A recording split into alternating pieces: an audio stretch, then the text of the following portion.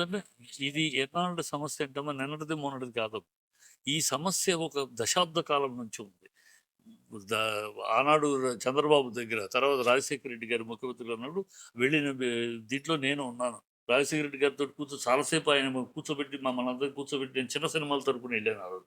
రాజశేఖర రెడ్డి గారు చంద్రబాబు దగ్గరికి వెళ్ళినప్పుడు అందరూ సినిమా తరపున అందరూ వెళ్ళారు. నేను అందరూ వెళ్తే చిన్న సినిమాల తరపున నేను ఒక కమిటీ పెట్టుకుని హెడ్గా నేను తీసుకెళ్ళాను. ఆ రోజు కూడా చిన్న సినిమాలు బతకాలంటే ఏంటి, చిన్న సినిమాలు బతికితేనే ఇండస్ట్రీ బతుకుతుంది ఏంటి ఆ లాజిక్ అని అడిగి చెప్పాను. చిన్న సినిమాలు ఈ ఇండస్ట్రీలో 250 సినిమాలు వస్తాయి. 24 క్రాఫ్ట్స్ ఉన్నాయి. 2 లక్షల మంది వర్కర్స్ ఉన్నారు.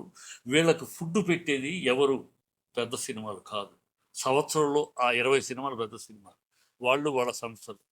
ఈ 24 క్రాఫ్ట్ 200 సినిమాలు తీస్తే ఈ చిన్న సినిమాలే 24 క్రాఫ్ట్లకి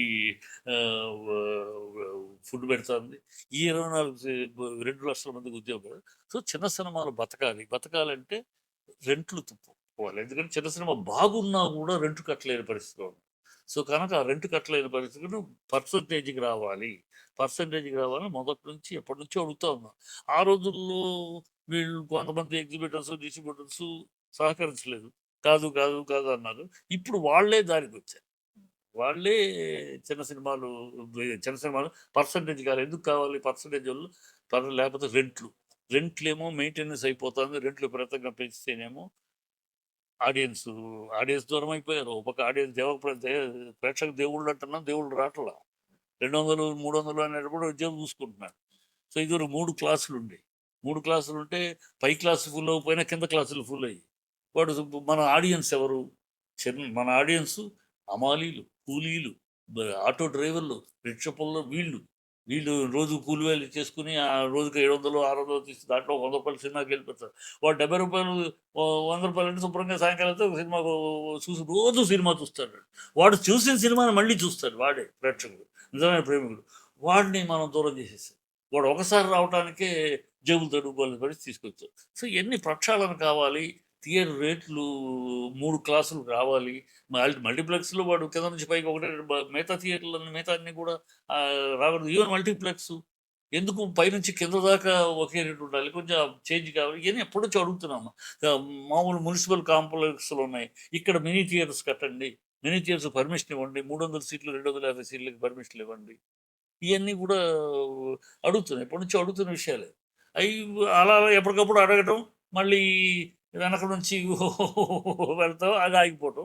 ఈసారి ఏదో కొంచెం గట్టిగా, ఎందుకంటే ఎగ్జిబిటర్స్ సైతం మాకు మాడు పగులుతుంది అని ఎప్పుడైతే వాళ్ళు కూడా వచ్చారో, సో కాకపోతే ప్రొడ్యూసర్స్ని ఇప్పుడు రిలీజ్కి రెడీగా ఉన్నాయి కనుక ప్రొడ్యూసర్స్ ఇప్పుడు కాదు, కొంచెం టైం తీసుకెళ్ళే సినిమాలు ఆపటం కన్నా నడుపుతూనే సమస్యల పరిష్కారం చూద్దామని ఏదో అన్నారు.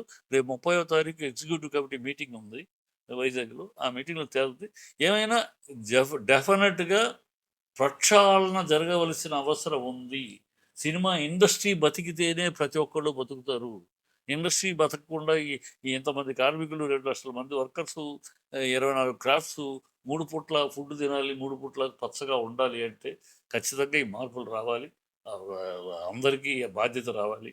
ఇప్పుడు మన షారూఖ్ ఖాన్ అన్నాడు, ఎంత గొప్ప మాట అన్నాడు. షారూఖ్ ఖాన్ అసలు అలాంటి మాట మాట్లాడతారని నేను ఎక్స్పెక్ట్ చేయలేదు. షారూఖ్ ఖాన్ హీరోలు సైతం పర్సెంటేజ్ తీసుకోవాలన్నాడు. హీరోలు సైతం పర్సెంట్ తీసుకోవాలి. నేను గతంలో పర్సెంటేజ్ తీసుకుంటే ఒక సినిమాకి 200 కోట్లు వచ్చింది, ఒక సినిమాకి 40 కోట్లే వచ్చినాయి. It's okay.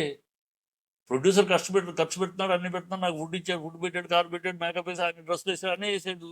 ఓకే, నా శ్రమకి ఒకదానికి 25 వచ్చింది, ఒకదానికి 200 వచ్చింది. సో పంచుకుంటే అందరూ పంచుకుంటాం, నష్టపోతే అందరూ నష్టపోతాం అనే పాలసీ. పడుకొని అమ్మాయి హీరోయిన్ పడుకొని, ఈయన ఇంకో ఆర్టిస్ట్ కూడా, డైరెక్టర్ కూడా అందరూ అన్నారు. ఆ సిస్టమ్ అందమైన సిస్టమ్. అందరూ అన్నం తింటారు. నేను బిర్యానీ తింటాను, నువ్వు గంజి తాగు అనే పద్ధతిలో ఉండకూడదు కదా. అందరూ తల మొత్తం తినేటట్టు నువ్వు అనేది ఉండాలి. దానికి ప్రక్షాళన జరగాలి. If not today, tomorrow it will happen ఖచ్చితంగా. ఎందుకంటే necessity is the mother of invention. ఎప్పుడైతే అవసరం వస్తుందో అప్పుడు కొత్త విధానాలు ఏర్పడతాయి. ఖచ్చితంగా necessity is the mother of invention. మా నెససిటీ ఏర్పడుతుంది. కనుక్కుంటాం, మార్గాలు కనుక్కుంటాం. ఇండస్ట్రీని మళ్ళీ గోల్డెన్ ఎరా అనేవాళ్ళం మేము. అసిస్టెంట్ డైరెక్టర్, కో డైరెక్టర్గా పనిచేసేటప్పుడు డైరెక్టర్ అయ్యాక కూడా గోల్డెన్ ఎరా అన్నాం. ఆ గోల్డెన్ ఎరా మళ్ళీ వస్తుందని ఎదురు చూస్తున్నాం.